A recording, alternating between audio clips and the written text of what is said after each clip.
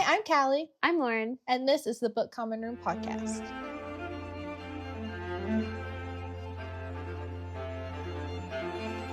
Welcome back, everyone. We are so excited to talk about the book for this month, Wuthering Heights. Yes. There is a lot.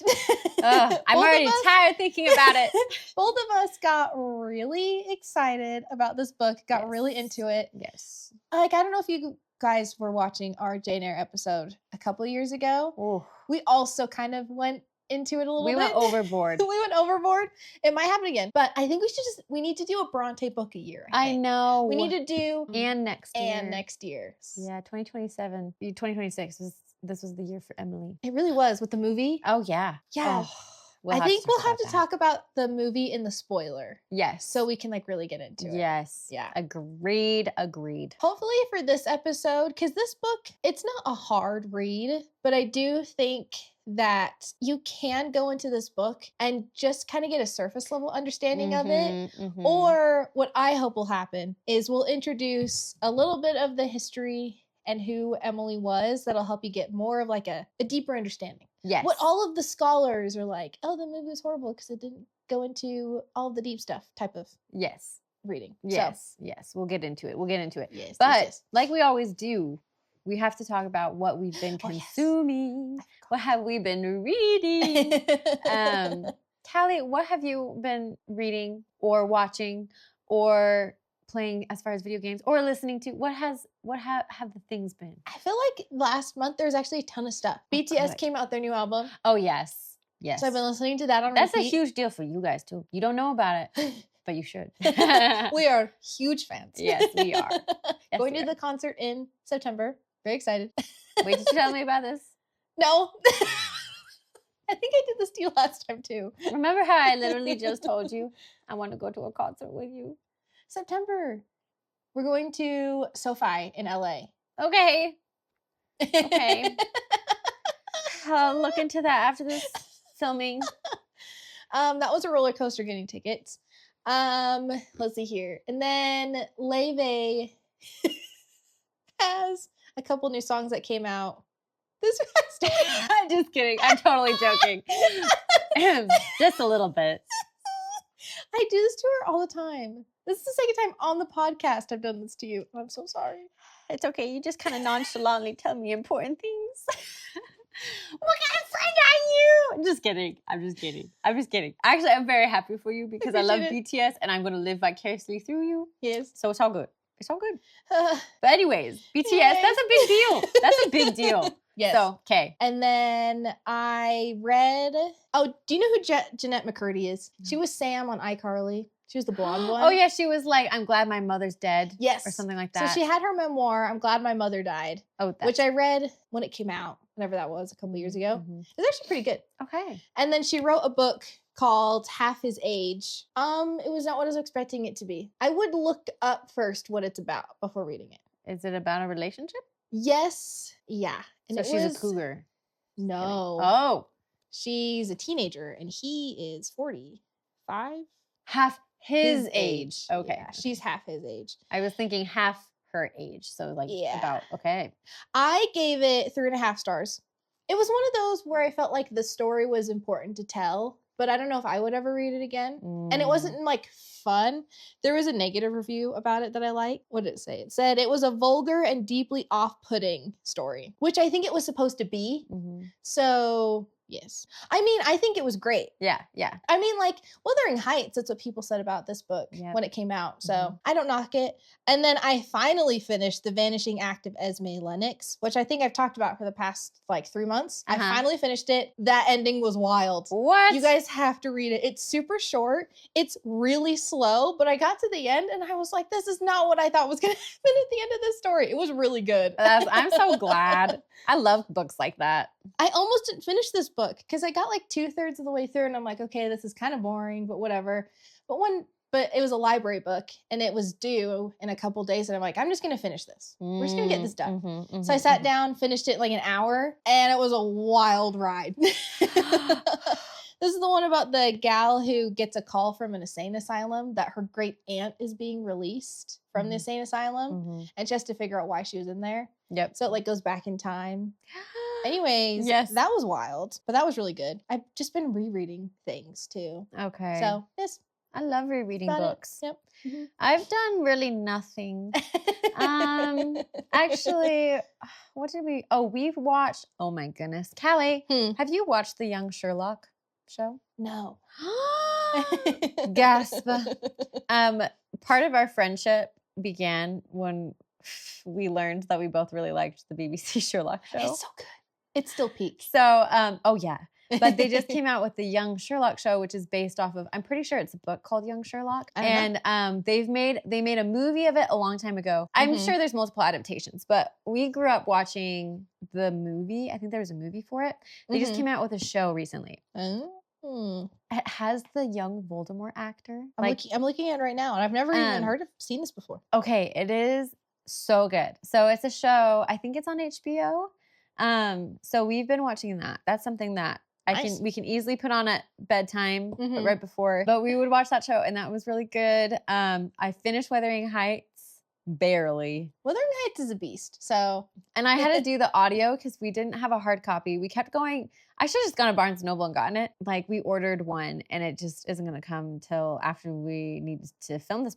So I just listened to it, and it was good. Yes. Just did it on Audible and YouTube, which is free because it's in the public domain. So that's the nice thing about classic literature like this. Is like it's accessible for free to anybody. So that's it. And then I started this book. I should probably look up who the author is because it's like kind of a buzz book right now, if I can call it that. Dr. Micheline Duclef. I think that might be how you say her name. No idea. So sorry if I butchered it. She wrote Hunt, Gather, Parent.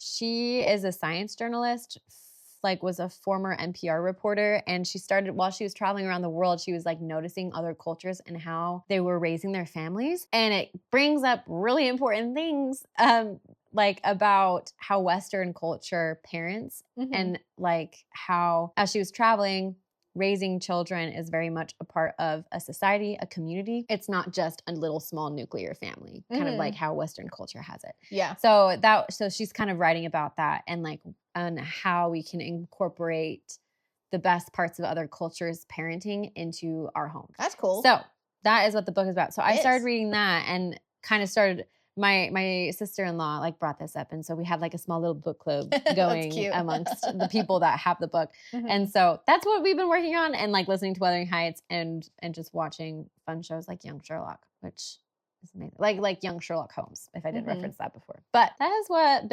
I've been listening to. I like it. Watching, doing, and then I showed Grayson some of the Wuthering Heights soundtrack, which is bomb. It's so good. I just have been listening to it. Objectively, like it's good. It's so good. It is very good. This is true. I think it's well done. We can get into Wuthering Heights. Prepare yourselves. Like Jurassic Park. Hold on to your butts. But this is going to be fun. I'm excited. I think we should start off breaking down the Romanticism movement. I always feel like we skirt around it. Yeah. Because we always like mention it like little r, capital R. But this is kind of where we need to kind of break it down. Okay. So Callie's going to do it. Break it down, sister. So the Romanticism movement was from 1775 to the 1850s. The dates are a little blurry. Some scholars argue it was longer. Some argue it was shorter. This is just from the class that I took. This is the date I was given. So we're going to stick with this. This is what the Norton Anthology says. Too. Yeah. And it's basically a movement where I'm just going to read the definition and then I'll explain it because it's a little weird. So Romanticism is a revolutionary regime of an infinite, multidimensional, radically individualized shift in the structure of Western thinking. So basically what it is romantics in the 18th century were all about how human beings are not static beings. We're very dynamic and we're always changing. And like, how can you grapple with that? And what does that even mean? So like, how can you like get married to someone who in the moment you get married, it's like, okay, I know this person, but then 10 years down the line, they're going to be totally different. So are you going to even love the person that's in 10 years? You don't know. So how do you deal with that? That's where like a lot of the infinite comes into. Yes. Very introspective, very very nature. Mm-hmm. But it's also very individualized. Like, we're so different. Yeah. Even though we have a lot of similar things, we're completely different individuals. Mm-hmm. So how can we be even friends if we're like totally different people? Mm-hmm. Or in Wuthering Heights, there's this whole idea where Catherine and Heathcliff are like of one soul. Yes. But how can that be when they're two wholly different people? Where does like they think they're together, but really they're two different people, and like that where that clash comes from? Yes. So like really the romanticism you see it is in Catherine and Heathcliff's relationship. Mm-hmm. So yeah. And it also should not be confused with romantic, like the books we know nowadays, like Emily Henry books or Akatar, Garrett Sergei. So romanticism is not sentimental or picturesque. You don't have like the what are the tropes? The one bed trope, or the oh no, are they gonna get together? The will they, won't they? Enemies to lovers. Enemies to lovers. Even though that can be a part of the story, but it's not all the story. No, the romantics would be capital R would be very offended. Anyways, so basically nothing is static. Everything is ever changing. It's rooted in the fact that people are dynamic and individualistic. It's all about what people can become, not who they are right now. And then the specific romanticism device that Wuthering Heights uses is called experience refraction. Basically where the narrative is coming right after the story, or like right in the middle of the story. Mm-hmm. So it's an expectation that the story we're going to get is fragmentary, and the focus is more on the psychology of the characters and not necessarily what happens. And Emily's basically challenging us as the reader to look past the narrative and not react like Lockwood did in the book. Like Lockwood is basically like a warning. We don't want to be like Lockwood. Yeah. We don't want to go in and be like, oh, Kathy's so damaged, I can fix her. Yeah. At the end of the story, we don't, basically Emily's like, don't be a conventional reader. That's why like this story, people are like, oh, this isn't a romance. It's not a romance, but it is a romanticism story. Yes. So that's where the confusion, I think, is. Yes. I think people think it's a book about love, especially when they were promoting recent film adaptation by Emerald Fennell. Mm-hmm. Everyone was thinking it was like some kind of love story when they were reading the book, or some kind of toxic love story. But it never has been. It really is bleeding into the romanticism era in writing. And for like romanticism for dummies, which is what I needed when I was like learning about this in school. They talk about like the 5 I's, which are like imagination, intuition, inspiration, idealism, and individuality. That's how that's kind of what covers this era. And that's what you should go into this book understanding. There's this picture that gets, I'll put it up here. I don't remember what it's called. That gets floated around a lot. It's this guy basically looking out at nature. So it's like the Wanderer. Yeah, the Wanderer. That's what it is. That's kind of like the Sublime, the quintessential, of like romanticism. Beethoven. If we're gonna look at music, he came from the Romanticism period or movement. If you ever read The Sorrows of Young Werther, that came from Romanticism. That's such a good point. Okay, Sublime is the perfect word. Yeah, because Sublime, I think people think of like Barbie. Sublime. But what we mean by sublime here is the wonder it's like the sense of when you're in the ocean alone, basically. Like you feel your own nothingness and you're in awe of what's around you, but you also, it's kind of unsettling. Yes. A lot of authors at this time period went crazy. Yeah. Because they got lost in it. Yeah. And because so that was like a crash course version of romanticism and why this book is so heavily studied and why people all the time are like, no one understands Emily Brontë. It's because of this kind of stuff. Yeah. But you guys, you need to care, because this is like I feel like we're rambling and people are like, why should I care about this? And I don't have a great argument, but you should just care, okay? It's so good. It's so good. And I feel like it will enrich your life while also utterly destroying it.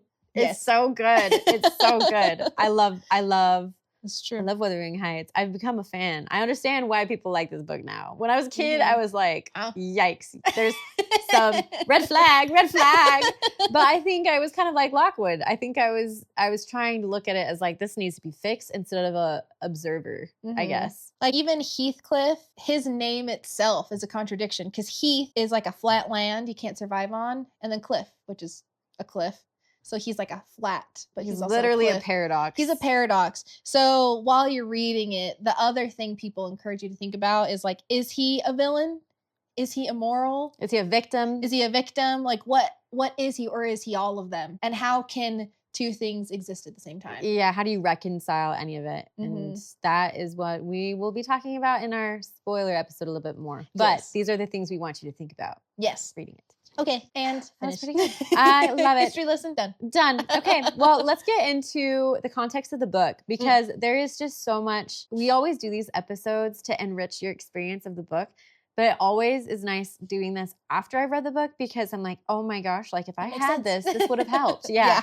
So the most important distinction going into our little review of Wuthering Heights is to know that while Emily Brontë wrote Wuthering Heights, much of what we understand about Emily and about this novel is from her sister Charlotte Brontë, who becomes its like earliest critic, defender, and interpreter. So we just kind of wanted to give that spiel as we get into who was Emily Brontë. So Emily Brontë, she was the most private and least publicly known of the Brontë sisters.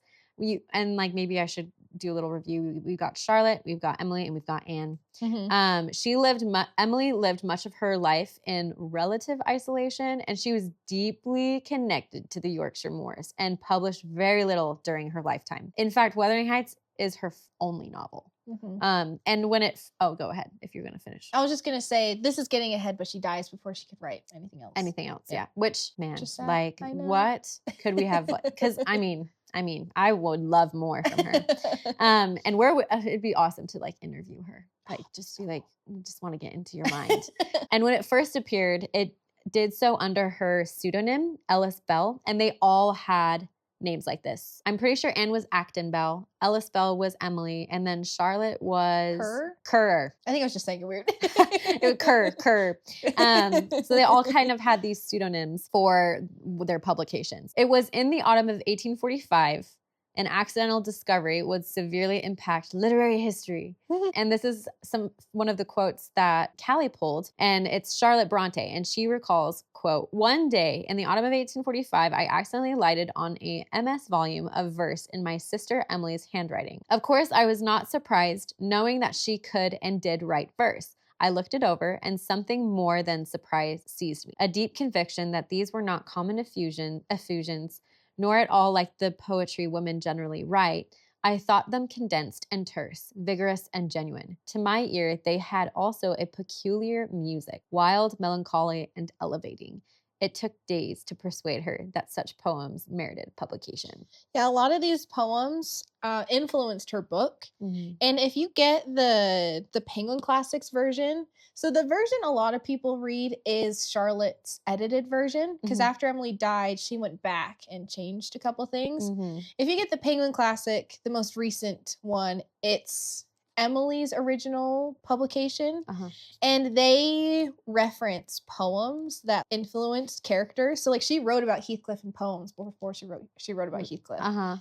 And they're really good. I loved them so much. I would write them on like pieces of paper and then stuck them in.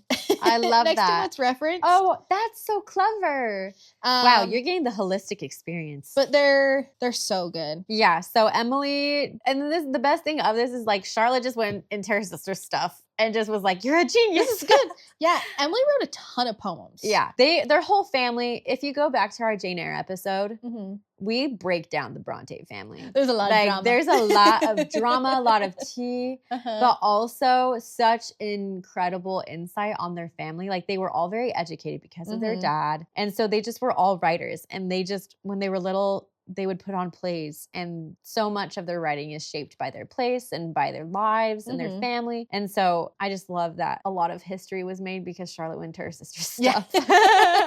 And like you just see how Wuthering Heights has had such an impact in other writing everywhere.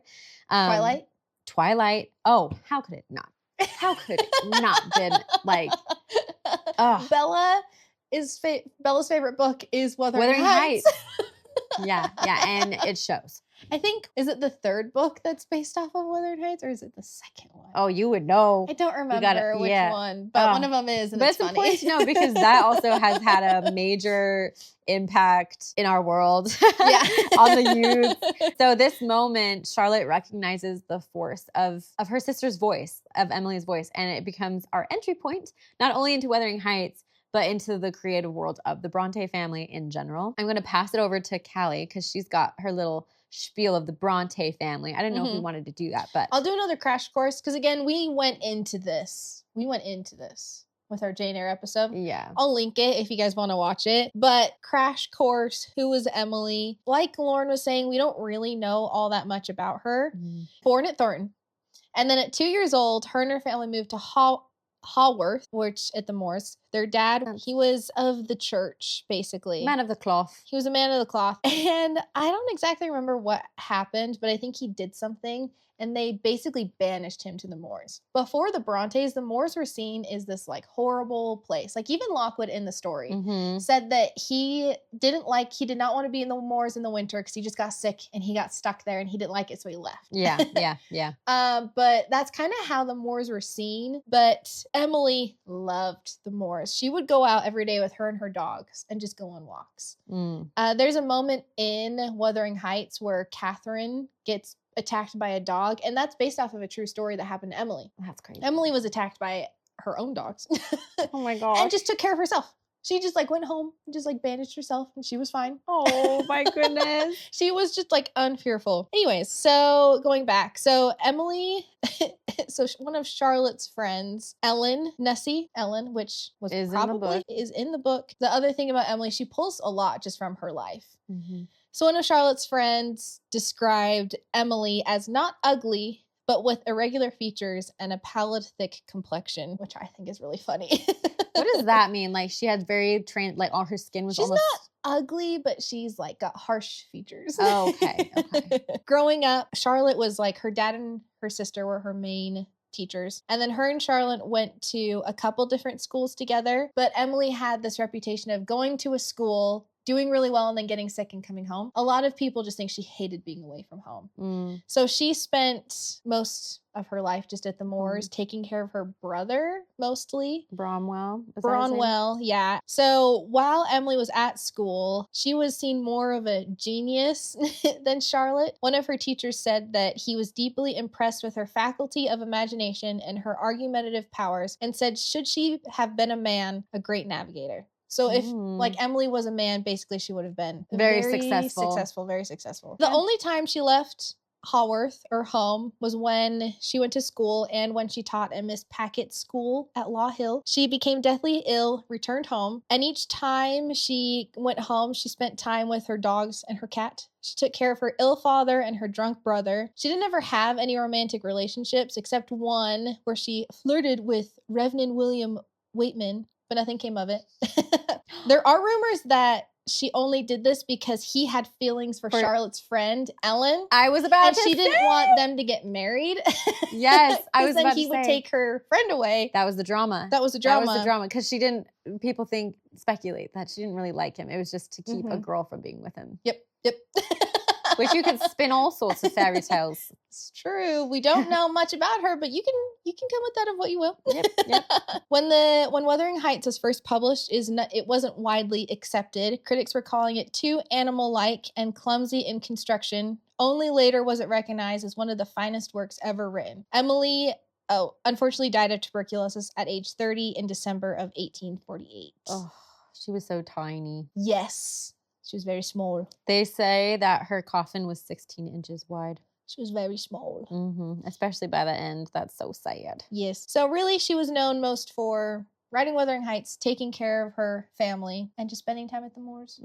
Yes. Honestly, besides dying of tuberculosis, sounds like a fine life. I know. And she's very, you can tell that really shaped her writing. Yeah. So like Callie mentioned, the whole family was marked for their imagination, but also loss that they would experience. Because they lost their mom when they were all really little. When they were very small. Writing in 1849, Charlotte reflects on the deaths of both of her sisters, Emily and Anne. So this is her quote. Quote, "You have been informed of my dear sister Anne's death. Let me now add that she died without severe struggle, resigned, trusting in God, deeply assured that a better existence lay before her. Her quiet Christian death did not rend my heart as Emily's stern, simple, undemonstrative end did. I let Anne go to God and felt he had a right to her. I could hardly let Emily go. I wanted to hold her back then. I want her back hourly now. Emily's spirit seems strong enough to bear her to fullness of years. They are now both gone. Papa has now me only, the weakest, puniest, least promising of his 6 children." That's so sad. So devastating. I kind of just know. left it there. I was like, I don't even know what to add to that beyond that. I mean, you have this heartbroken sister who is going to make sure her sister's work is recognized because she sees it. And you know, like, I think some of the critics weren't that far off. Like, it is this cruel writing in a way and animalistic, but I don't think that needs to be a bad thing. And so Charlotte does really good work in making it publishable, I think. At least that's my take. Leaning into Charlotte's memory, because Charlotte has a big role in getting Emily's book to where it is, where she's not changing like Emily's writing, but she's making it more, digestible to like publishers. So she writes, okay, maybe I should give this little caveat first. The Yorkshire Moors, like we said, were a major setting to all these stories and were super present in Wuthering Heights, obviously, and in any movie adaptation you see. What's hilarious is I think they didn't even film in the Moors for Wuthering Heights because they were it was so harsh of weather. Yes. Well, that makes sense. Yeah. So they're literally, I think the Moors were very avoided before the Brontes. Yeah. And because the Brontes loved them so fiercely and like used them in their writing, they've become beloved. Yes, people travel to them now because of the Brontes. Yes. So I think that's something to be said. But Charlotte writes in 1850, which is when the second version of this book comes out. And we'll talk about what that means. She says, "For my part, I am free to walk on the moors. But when I go out there alone, everything reminds me of the times when others were with me. And then the moors seem a wilderness, featureless, solitary, saddening." My sister, also, I love the M- use in her writing. But she was AI, man. Yeah, it was AI. It wasn't her. I know, but that's what bugs me the most. Is like everyone's like M-, it's AI. I'm like, I love an M-. I love a good M-. I love a good colon. Yes. It's just like you know how it's like they're like M-, like parentheses, commas. They all do the same thing, but M- just flow better visually. They do. Anyways, I love a good M-. Anyway, she says, "My sister Emily had a particular love for them." And I love that. Like, Emily, of all of them, was the one that found the beauty in the moors. And there is not a knoll of heather, not a branch of fern, not a young bilberry leaf, not a fluttering lark or linnet, but reminds me of her. The distant prospects were Anne's delight, and when I look around, she is in the blue tints, the pale mists, the waves and shadows of the horizon. In the hill country silence, their poetry comes by lines and stanzas into my mind. Once I loved it, now I dare not read, and am driven to often wish I could taste one draught of oblivion and forget that. While my mind remains, I shall never forget. Quote, end of quote. Charlotte was so good at writing. Oh, she's so good. Gosh. I know, man. They're all so freaking talented. They are. Like like even just this little... This is a journal entry, man. This journal entry. Like, I'm picturing her on the moors thinking about her sisters, and my heart just hurts. My journal is absolute crap. It is not a work of art. No. But their command of the written word and their... so good. Yeah, it's intellectually stimulating to read their journals, whereas mine is like a bullet point of absolute nothing. Like, it just is. It rained today. It's kind of discouraging, actually. But here, landscape and memory are collapsed into one. Like, Emily is inseparable from the wild. Melancholy moors, just as Wuthering Heights itself is inseparable from it. And which is very romantic. We're just setting you guys up. This is just, are you getting hyped? You should be hyped right now. It's But I will say, this book is not to comfort. It is not a cozy comfort read like Little Women. No. Okay. No. This is not. Or even Jane Eyre. No. And it's like the weather right now is the mood of. I know if it's dark, it's because it's like gonna rain. Dark, dreary. The mountains are giving like foggy. Are giving Wuthering Heights. Yeah. Yes. And so when Charlotte revisited Wuthering Heights after her death, she was struck by its force. And this is what she writes. She says, I am likewise compelling myself to read it over for the first time since my sister's death, which that would have been hard. Mm-hmm. Its power fills me with renewed admiration, but yet I am oppressed. The reader is scarcely ever permitted a taste of unalloyed pleasure. It's true.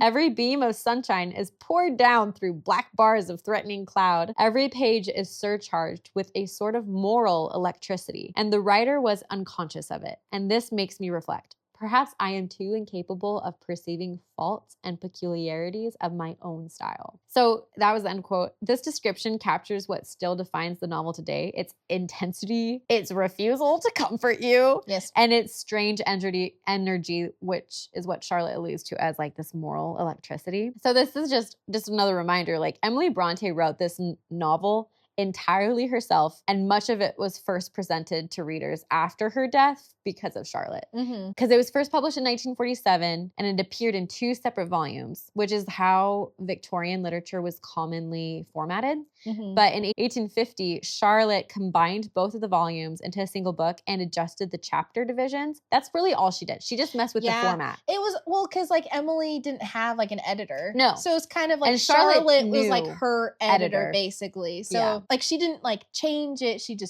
edited it. Yeah,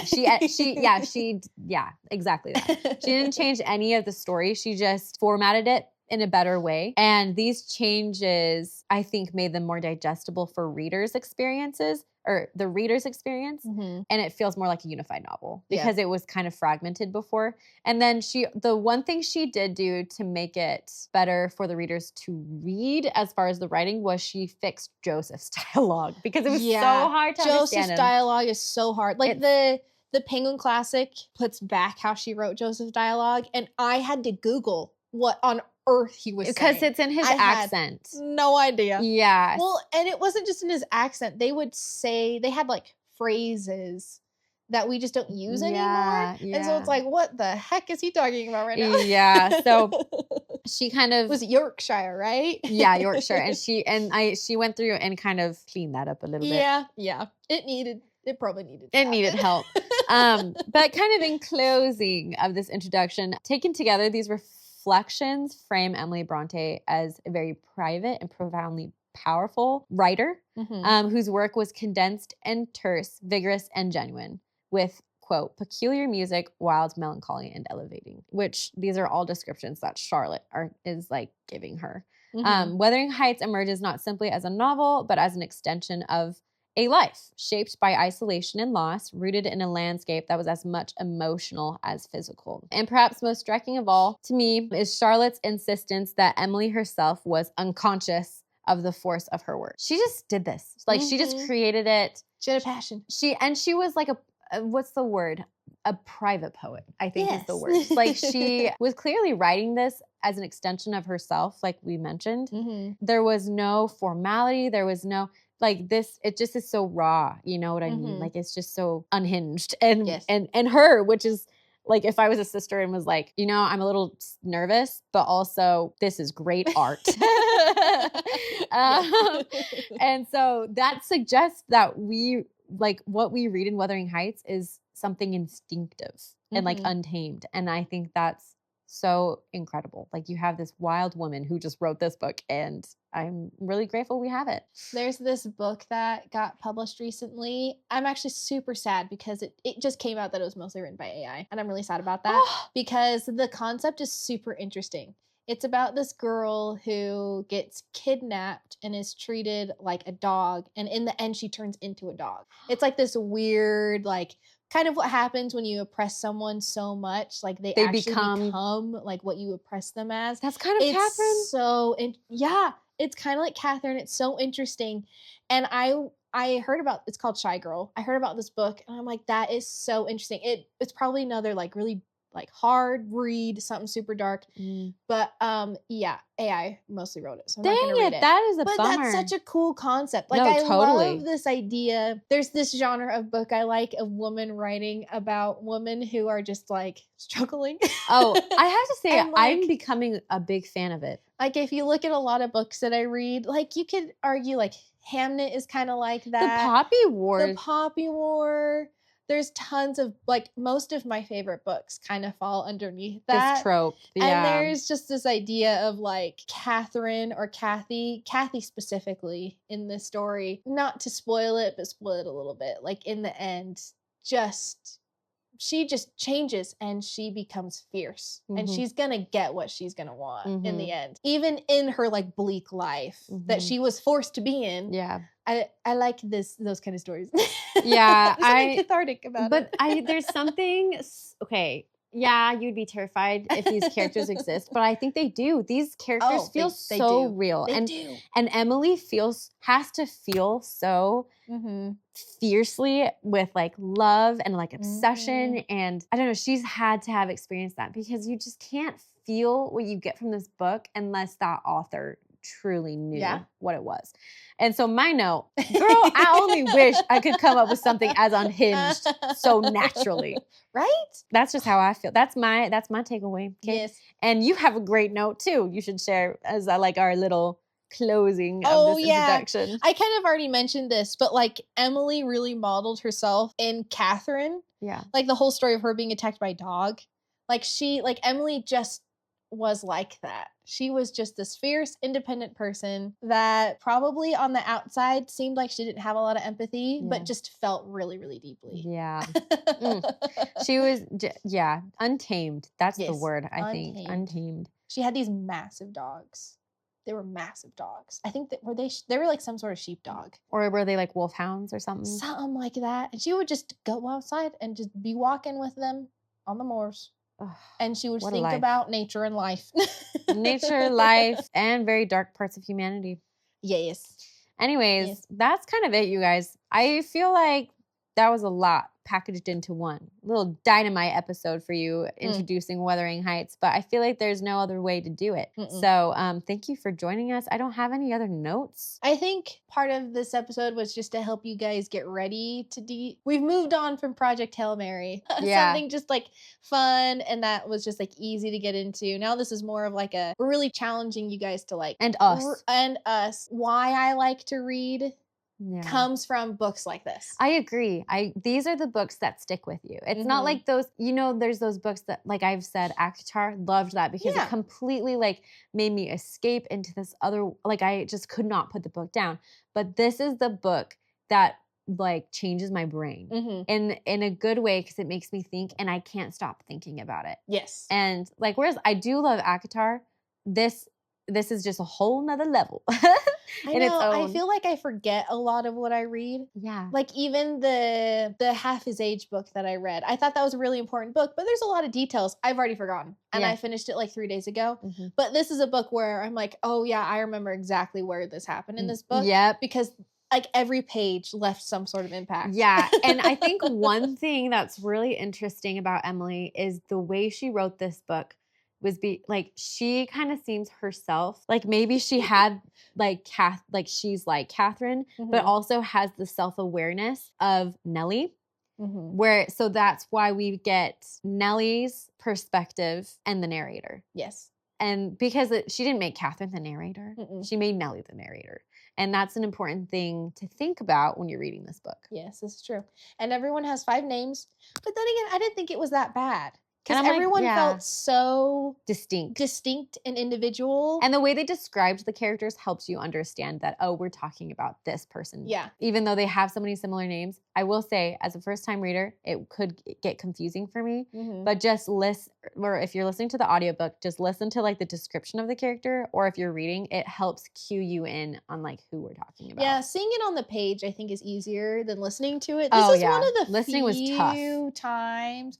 Like I'm one of those people that like if you're just listening to it, I think that's great. This is one of the few books where I started listening to it and I'm like, no, I need to see it. Yeah, I'm gonna reread this book on paper. Yeah. And it was really tough to listen to. Yeah, I can see that. Because there were times where I was like, who's talking right now? Yeah. Yeah, because like even though Nellie's the perspective. Is it Lockwood now again? Yeah, because like even though Nellie is the narrator, you have a lot of Lockwood's thoughts. And so it's just and she quotes, like Nellie will quote people and it'll like the perspective will shift too. So it's like Nellie is saying this, but the I is Heathcliff now. Yes. Because Nellie is telling Heathcliff's story. Yeah. Which is why it's confusing, because when you love those quotes from the book that come from Catherine and Heathcliff, it's because they're being recounted from them, but from Nellie's perspective. And so it's really tough when you're listening to it. You get what you need to from the book when you listen to it. The book will help cue you into the details that get you confused. So quotation marks are nice. Yeah, because at times I'm like, what's happening? The narrator is usually supposed to help clue you into that kind of stuff, but they kind of... Sometimes she would just start going. Yeah. Yes. So anyways, thank you guys for joining us. And I'm so excited. Oh my goodness. Spoilers ahead. Spoilers ahead. We're super excited. Thank you guys. Bye. Bye.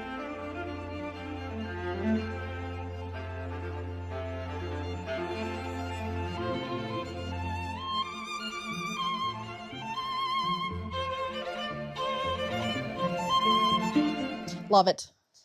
Okay.